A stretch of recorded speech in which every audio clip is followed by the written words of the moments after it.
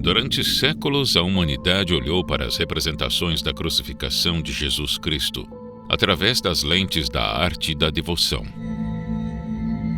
Pinturas renascentistas, vitrais góticos e esculturas barrocas moldaram nossa visão sobre o evento central do cristianismo. Mas para um homem da ciência, essas imagens não faziam sentido. O Dr. Pierre Papin não tinha formação teológica. Ele era o cirurgião-chefe do Hospital de São José, em Paris.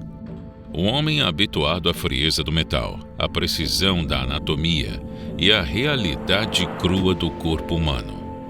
Durante suas pesquisas, ficou surpreso com a falta de estudos e investigações detalhadas sobre as dores de Jesus na cruz. Ao observar os crucifixos nas igrejas, Pierre notou algo que incomodava seu olhar clínico. Do ponto de vista médico, aquelas imagens pareciam impossíveis. Um corpo pregado pelas palmas das mãos não permaneceria na cruz como vemos nas imagens e pinturas. O tecido se rasgaria em minutos. Movido por uma busca honesta pela verdade, Pierre iniciou sua investigação. Começou a estudar como era a crucificação praticada pelos romanos e o que autores antigos falavam sobre as dores de Jesus. Realizou experimentos, estudou o sudário de Turim e aplicou as leis da física e da biologia sobre o relato bíblico. Investigou até mesmo a crucificação na história da arte, para ver se detalhes de antigas imagens o ajudariam a compreender a paixão. O que ele descobriu revelou detalhes de um sofrimento humano que nem mesmo o Vaticano havia catalogado com tal precisão. Detalhes que humanizam o sacrifício e mostram que por trás do dogma de fé existia um homem enfrentando o limite absoluto da dor física. Ao apresentar seus estudos para o então cardeal Pacelli, o futuro Papa Pio XII, ele exclamou com tristeza: "Não sabíamos. Ninguém nunca nos disse isso." Mas como a ciência explica o suor de sangue? O que acontece com um nervo quando é atravessado por um prego? E como foi possível que no limite da asfixia, Jesus ainda conseguisse falar? Entenda agora com a Brasil Paralelo a paixão de Cristo sob o olhar da medicina. Nossa jornada não começa no Calvário, mas no silêncio do Monte das Oliveiras. A Bíblia narra que, ao entrar em agonia, Jesus suou sangue. Para muitos críticos da modernidade, isso não passaria de uma licença poética ou uma metáfora para o sofrimento. Contudo, para o Dr. Pierre e para a medicina moderna, este fenômeno tem nome: hematidrose. É uma condição clínica raríssima, mas documentada. Ela ocorre sob condições de estresse psicológico extremo, um pavor tão avassalador que o sistema nervoso entra em colapso. O que acontece, tecnicamente, é uma dilatação e ruptura dos vasos capilares sob as glândulas sudoríparas. O sangue se mistura ao suor e emerge pelos poros. Mas a consequência física disso vai muito além da imagem impressionante. O doutor explica que essa condição provoca uma descamação da epiderme.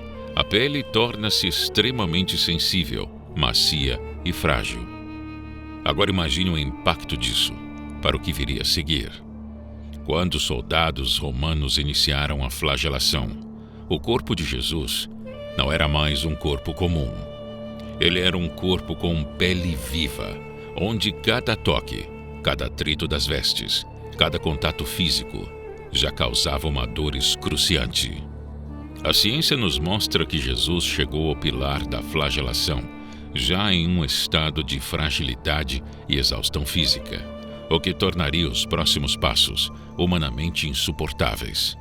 O sofrimento de Cristo começou no suor, transformando seu corpo em uma ferida aberta, antes mesmo do primeiro golpe de chicote. A flagelação romana não era um castigo comum, mas uma engenharia da dor. O instrumento utilizado era o flagrum, um chicote de várias tiras de couro, cada uma equipada com pedaços de osso ou metal perfurantes.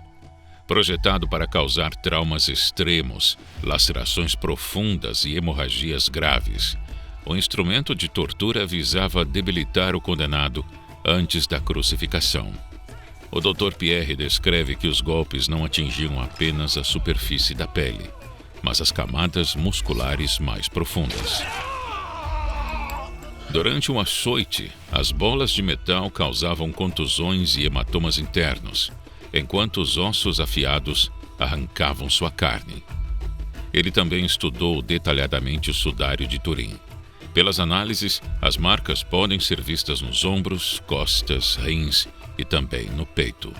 Neste ponto, o médico identifica o início de um quadro de choque hipovolêmico, uma emergência médica crítica, causada pela perda severa de sangue e líquidos corporais. O coração, nessa hora, passa a bombear mais rápido para compensar a queda de pressão.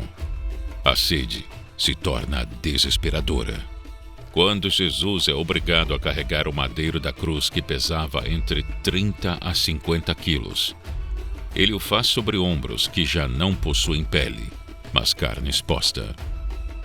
Cada passo em direção ao Calvário era um teste de resistência física que a medicina mal consegue explicar como ele pôde suportar.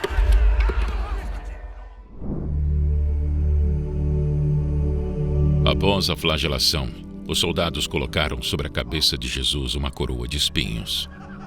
Comum na região da Palestina, foi usado o espinho chamado Spina Christi, que é agudo, longo e curvo. Não foi uma tiara como se representa, mas tinha um formato de capacete e abrangia todo o crânio. Os espinhos penetraram no couro cabeludo, parte esta extremamente sensível e que sangra muito. Logo o crânio ficou todo pegajoso de tantos coágulos. E chegamos nos cravos. Foi aqui que o Dr. Pierre trouxe uma análise científica reveladora. Os pregos ou cravos eram, na verdade, cravados sobre os pulsos, pois se fossem nas mãos, elas se rasgariam completamente com o peso do corpo. O médico identificou o que ele chamou de espaço de Destot, localizado no pulso entre os ossos do carpo. Ao passar por este ponto, o cravo de ferro não quebrava os ossos, mas realizava algo muito pior. Ele esmagava o nervo mediano. Para um cirurgião como Pierre, esse era o ápice da tortura. O nervo mediano é o responsável pela sensibilidade e movimento na mão. Quando ele é atingido dessa forma, a dor é descrita como uma descarga elétrica lancinante que percorre todo o braço. A mão se contrai em uma garra paralisada, o que explica por que, no sudário de Turim, os polegares de Cristo não estão visíveis. Eles foram retraídos para a palma devido à lesão nervosa. Jesus estava agora fixado à cruz, mas o pior inimigo não era o ferro, era a gravidade. O doutor chega então à conclusão mais dramática de sua investigação. A crucificação é essencialmente uma morte por asfixia. Pendurado pelos braços, a musculatura do tórax entra em um estado de espasmo permanente. Os pulmões conseguem inspirar, mas não conseguem exalar o ar. O dióxido de carbono começa a acumular-se no sangue, gerando uma acidose metabólica e uma sensação de sufocamento iminente. Para não morrer sufocado em poucos minutos, o condenado é forçado a um movimento hercúleo. Ele precisa se apoiar no cravo que atravessa os seus pés, o que por si só já causa uma dor terrível, e empurrar o próprio corpo para cima. Somente ao erguer-se ele consegue liberar o diafragma e soltar o ar. É aqui que o relato bíblico ganha uma dimensão médica assustadora. Jesus pronunciou ao todo 7 frases na cruz. Para o médico, cada uma dessas frases foi um ato de vontade sobre-humana. Para dizer uma única palavra, Jesus precisava se apoiar em seus pés feridos, esticar seus braços com os nervos esmagados e erguer o corpo para conseguir oxigênio suficiente para vibrar as cordas vocais. Cada frase era, literalmente, sentir a dor de ser crucificado de novo. Mas Cristo escolheu sentir novamente essa dor física, para que suas últimas palavras pudessem ser ouvidas.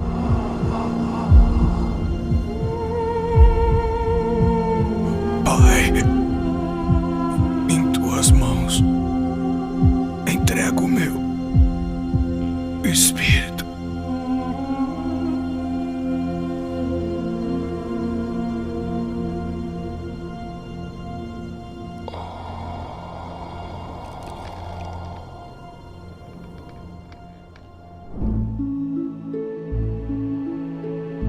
Após 3 horas de agonia, Jesus morre.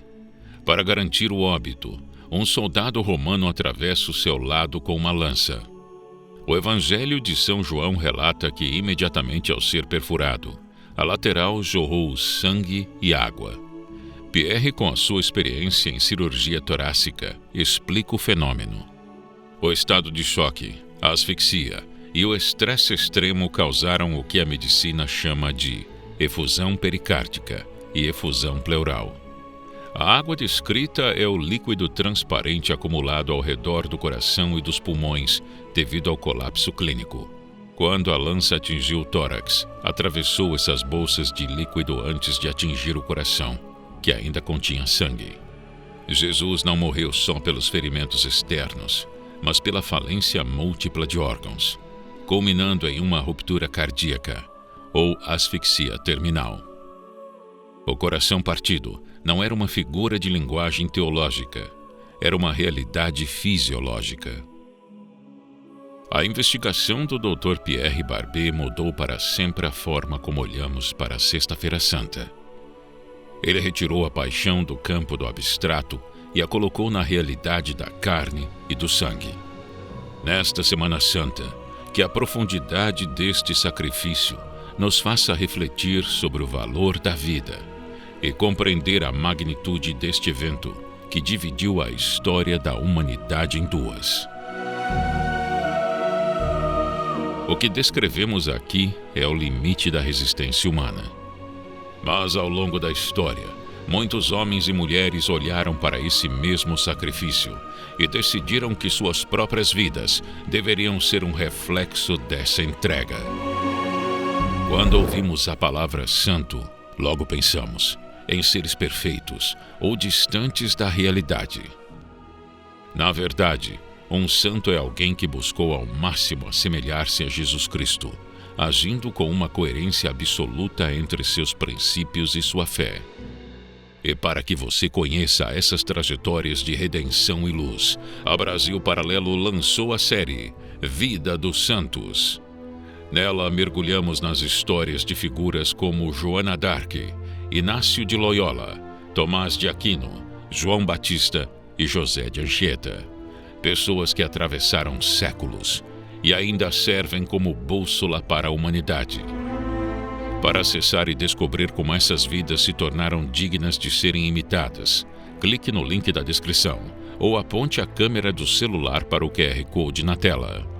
Desbloqueie esta série e todo o nosso catálogo religioso, que inclui produções como o documentário O Papa que Venceu o Comunismo, filmes Luta pela Fé, A História do Padre Stu e Paulo, Apóstolo de Cristo, cursos completos como Vida de Cristo e Entre Anjos e Demônios, além da primeira ficção original da BP, Oficina do Diabo.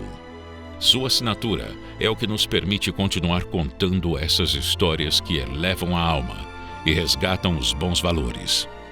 Torne-se um membro da Brasil Paralelo e garanta todas essas produções hoje mesmo.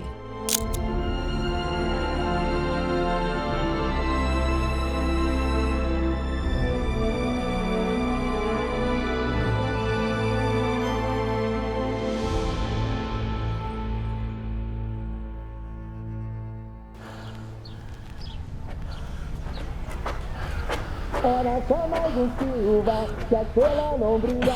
Ele era panteiro, mas era pai de família. Solta o rap, DJ!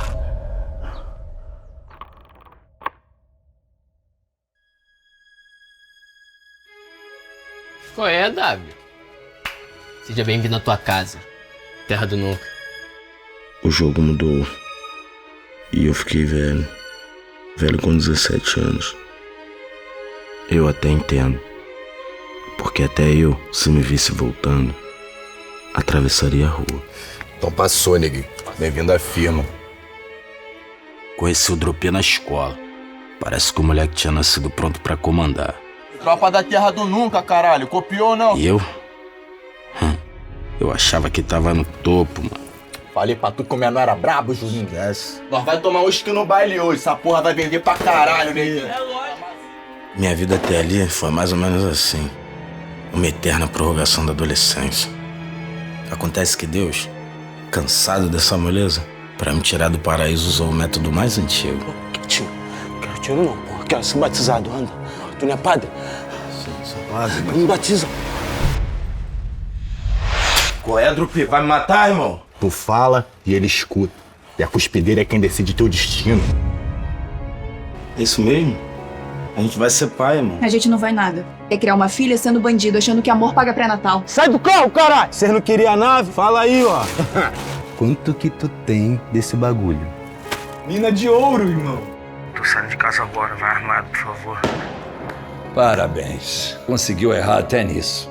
Ave Maria, cheia de graça, o Senhor é convosco. Bendita sois vós entre as mulheres. Bendito é o fruto do vosso ventre, Jesus. Vida não é a caipirinha em Fernando de Noronha, não. Não tenho medo. Eu tenho medo de ir pro inferno, pô. Sabe qual é o inferno, Drupi? O inferno é essa merda toda aqui, ó.